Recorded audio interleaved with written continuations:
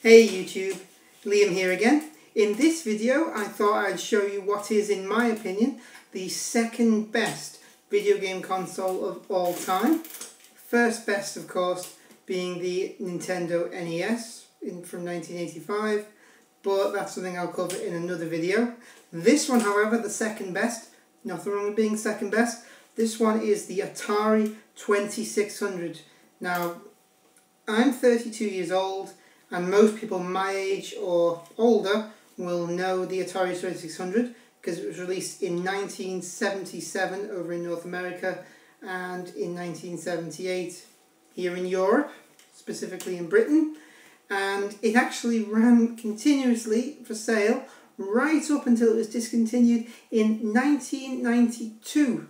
So if we consider just Europe alone, 1978 to 1992, it is thus far the longest selling video game console in history. No video game console to date, no PlayStation, no Xbox, not even a Nintendo system has been available for so long before they actually changed it or discontinued it. And with good reason though. The Atari 2600 is to this day a classic. I mean, back in the 70s, the types of arcade games you would see would be things like Pac-Man, Space Invaders, things like that. Now, if you've not heard of Pac-Man and Space Invaders, I don't know what to say. If you've not heard of Pac-Man and Space Invaders, you've been living under a rock. Wikipedia it, Google it. But if you have to actually do that to know what that is, then that really will make me feel old. Anyway, moving on. So the Atari 2600. Now, these days, things like arcades have really died out. But back in like the 70s and 80s, arcade games were things that you could only play in the arcade. You actually had to put money in the arcade machine, play on the arcade. Every time you died too many times, lost all your lives, had to put more money in again. Now, the arcades were brilliant, don't get me wrong, but for people my age, in my generation, we always wanted to be able to take those games home, play them at home, and that's what the Atari 2600 did, because things like Pac-Man, Space Invaders, yeah, in terms of graphics, they were rubbish compared to now. I mean, they're not exactly, Arkham City or Batman Arkham City, by the way, again, but I shouldn't have to say that. If you've not heard of that, stop watching this video right now. Anyway, in terms of the arcade machines, the Atari 2600 really was the first machine in which you could have the same games at home. Now, the NES followed suit years later, but the Atari 2600 was the very, very first one to ever do that. Again, I just mentioned those two games, Pac-Man and Space Invaders. Now, obviously, there were literally hundreds of games available on the Atari 2600, many of which I do own, which I will show you in this video. But I mention those two mainly because in terms of the names of them, even people who've probably never even owned a copy of Pac-Man have heard of it, or Space Invaders. Even if you've never owned a copy, shame on you, but you'll have still probably heard of it. And that's why I mention them. But we'll go into more detail on the games in a moment. But the Atari 2600, that's what this video is about. An absolute classic, the second best video games console of all time. Again, in my opinion, some people will say it's the very best, but it's up for debate. I will not say that there's anything bad about the Atari 2600. It's a brilliant machine. It really was. In its day, it was fantastic. Anyway, we'll talk about that in a bit more in a moment. But for now, I just want to show you the system, show you some of the games, show you the controllers, and just tell you a bit more about why it was brilliant. So, here we go. Okay. Okay, guys, here it is. Guys and gals, that is. This is the Atari 2600. Now, just looking at it, you can tell it screams 70s. I mean, just look at the wood panel on the front there. Now, unlike systems these days, obviously, where you control most things through the controller, this was the Atari 2600. You had to control a lot of it from these controllers here. Obviously, yes, similar things now. Power, on, off. Colour, and to most people these days, look at that. Look, setting for black and white. You could actually set it to conform to a black and white TV system. Game settings and game reset. Now, game reset, obviously, you make a mistake on your game, you want to start again, flip that down, game starts from the beginning. Game select would literally, as you press this down, like that, change the settings of the game. So, for instance, a game, if you're into Atari 2600, you know what it is, you'll have heard of a game called Combat. The game select button there, that will change you from a tank to an airplane, whatever it may be. But with a lot of games, it literally just changes the colour of the screen. Oh, your screen's blue, it'll change to purple. Oh, it's blue, you want it to be blue, purple, green, or just keep clicking it, it'll change colours. But it did basically change the options of some games. Now this on the front, this is literally where you will stab the game into, which I'll show you in a moment. Now, unlike most game systems, even back in the day, if you notice at the front of the system, and yes, this is the front, absolutely nowhere to put the controller. Absolutely nowhere. Where does the controller go? Well, here we are. Turn the camera around. Can you see that? There we go. The back.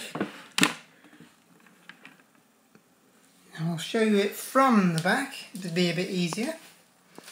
So here we are at the back. This here, controller port. This one here, again a controller port. Now this, that's basically where you will put in the power.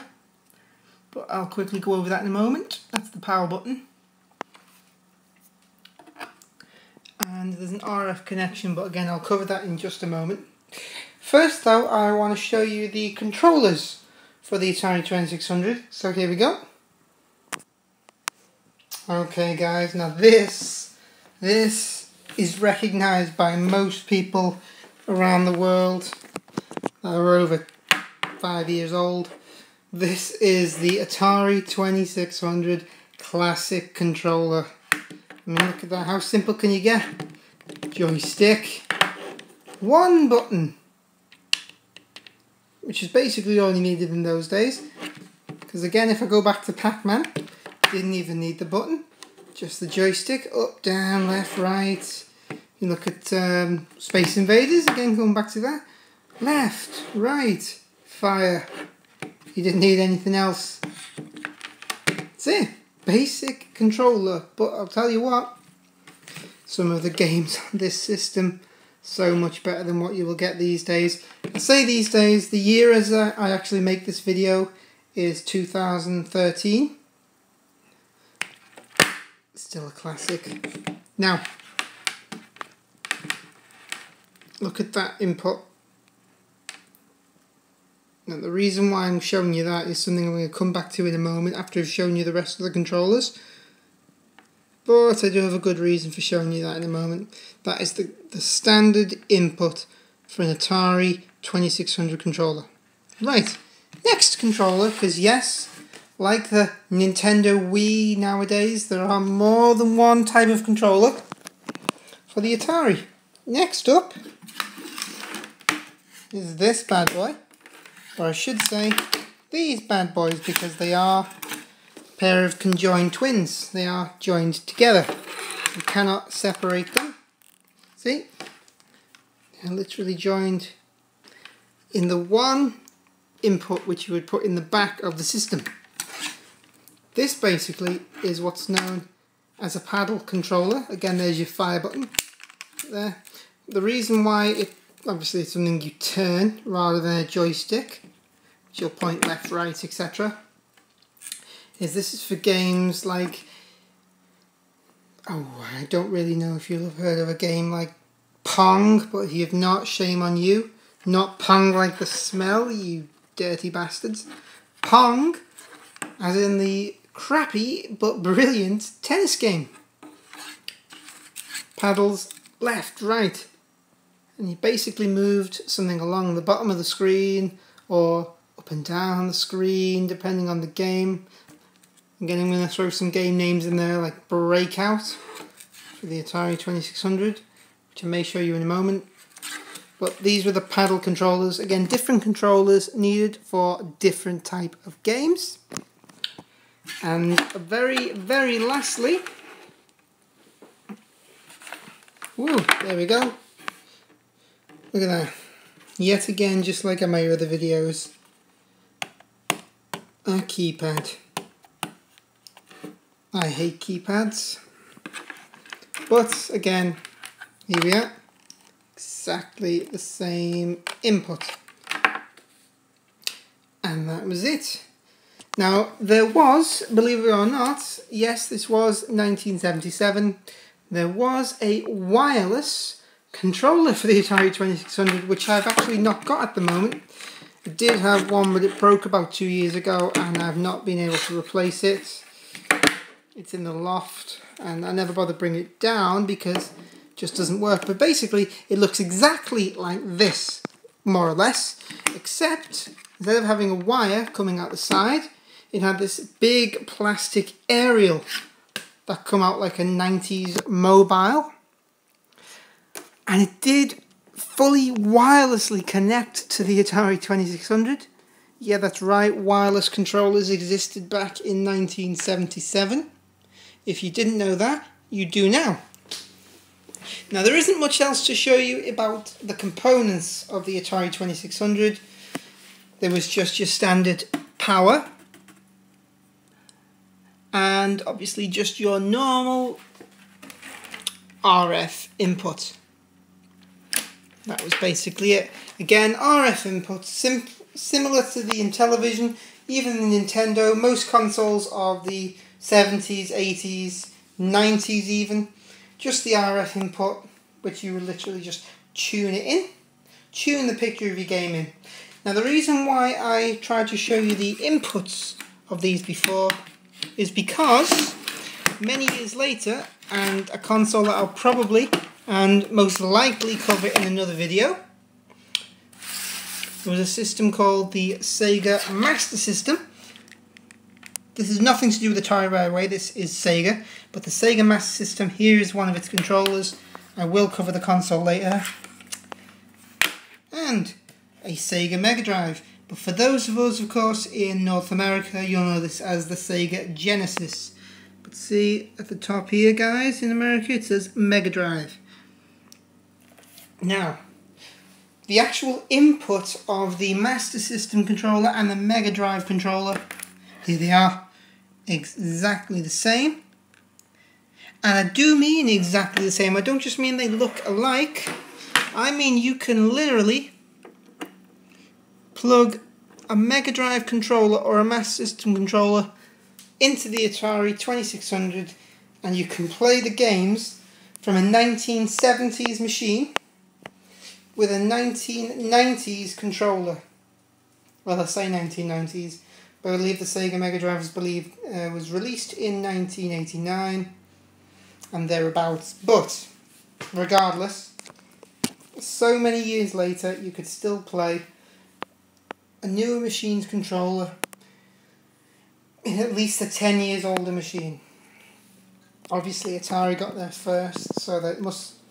I don't know why exactly they basically built the controller to be exactly the same. There must have been a reason behind it, but I have no idea why. But that is basically it. Your standard and most well-known normal joystick controller, the lesser-known paddle controller, the even more annoying keypad controller, and if you want to, you don't want the joystick, your Mega Drive controller, your Master System controller. But bear in mind, the Atari 2600 only used one button, so only one button will really be needed from these joysticks or joypads anyway. And finally, I'm going to show you the Atari 2600 games, or most of the ones that I could scavenge out of my loft anyway. Bear in mind, people, I have to make these videos whilst my wife and kids are not home, so I'm limited to what I can do. So here we are. I'll show you the games, or at least the games I could get hold of at the moment. Here they are. Okay guys, here we are. Here is some of the Atari 2600 games that I could get hold of. At some point in the future, I will try and get all of my consoles, all of the games all together in one place and show them all in one video, but I'm going to have to stick with this for now. Now, as you can see, there are some classic games like this one here, Breakout. This is the one I'll probably use as the example here to show you how the games go in the system. Here's the input. Very basic. Turn it this way. Here's the Atari. There we go. And that's it. And I'll tell you this. This is why I love this system. This system is from the 1970s. And not once to this date, bearing in mind it's 2013, have I ever pushed a game in, turned it on, and the game not started straight away. Even to this day, years later, it's still 100% reliable. Not many consoles can say that. Even my favourite NES, the contact points in the NES, bearing in mind it goes inside in on the NES, but I'll cover that in another video. But the Atari 2600 is brilliant in the fact that it never seems to fail. So for instance, this is Breakout. You put the game in.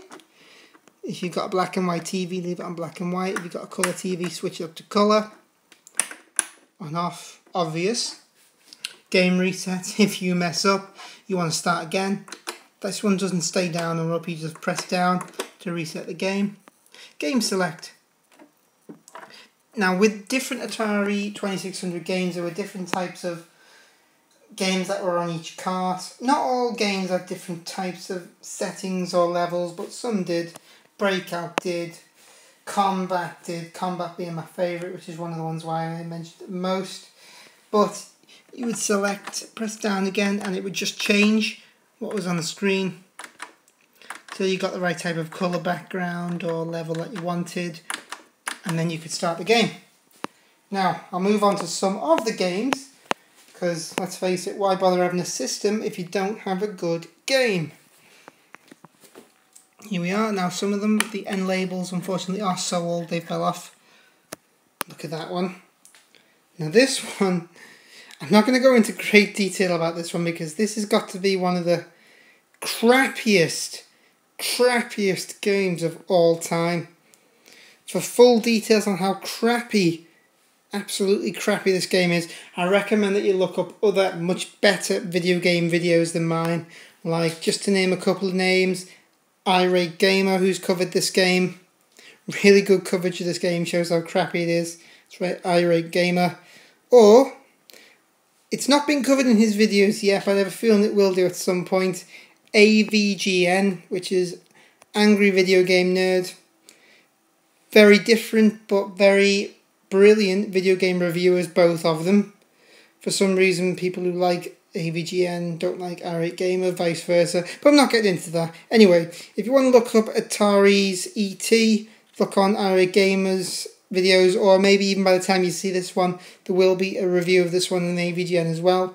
But basically, check them both out. Just type in AVGN on YouTube. You'll find him. Or Irate Gamer on YouTube. And again, you'll find them. Both brilliant people. Anyway, moving on.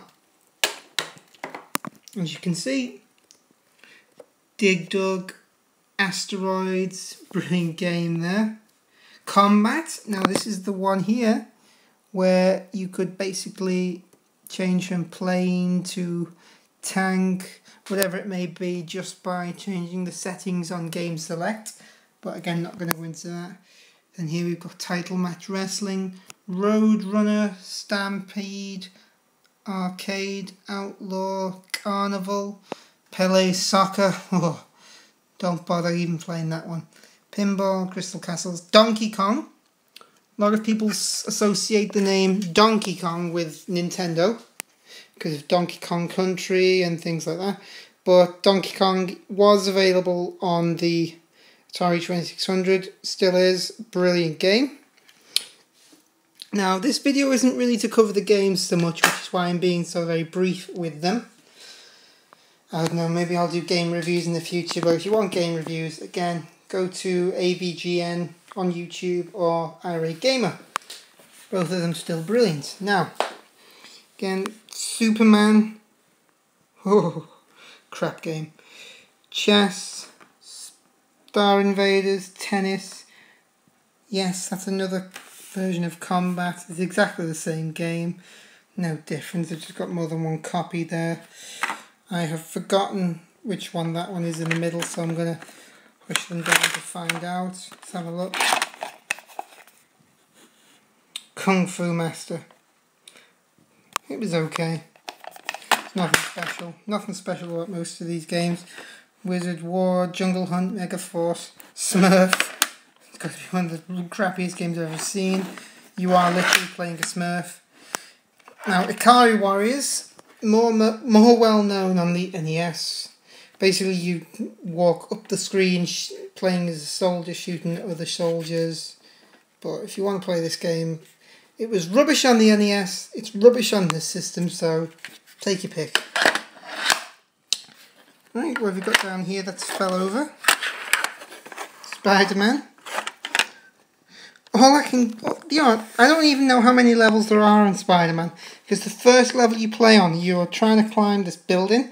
It's easy to climb the building. When you get to the top, you're faced with the main boss at the very top, and I don't know what you're supposed to do to get past him. See, I've never actually got past level 1, and the stupid thing is I may have got past level 1 and just not known it.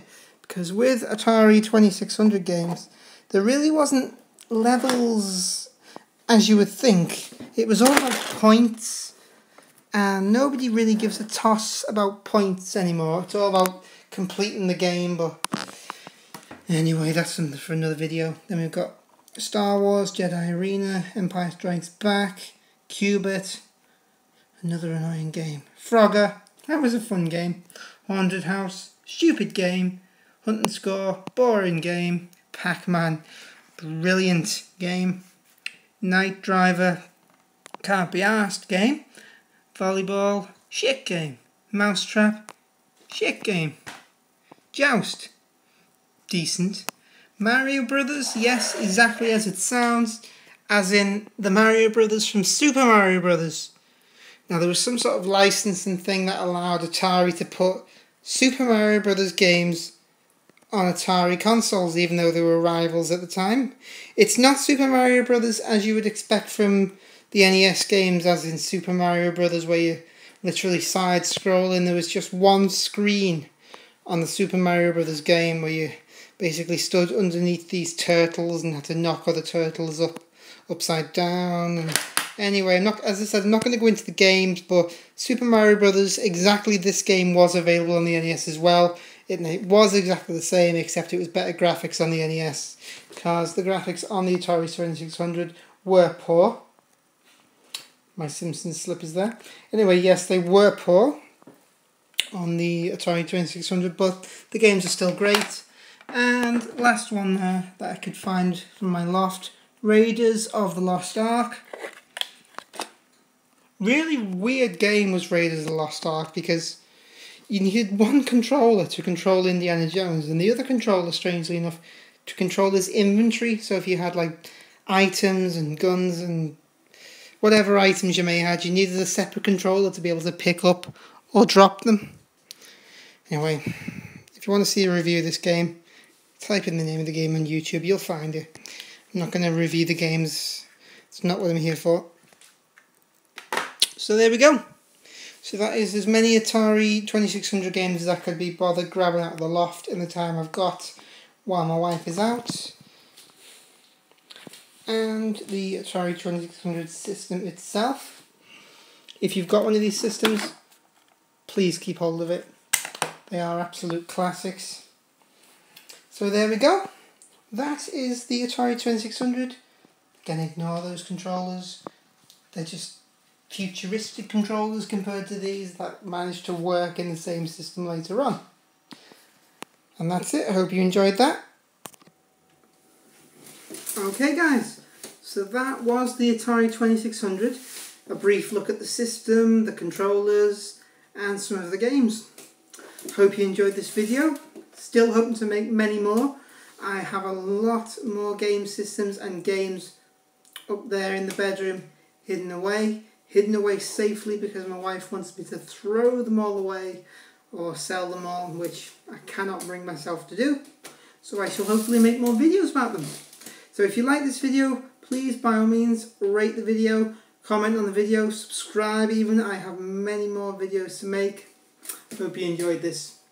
Okay, take care now. Bye.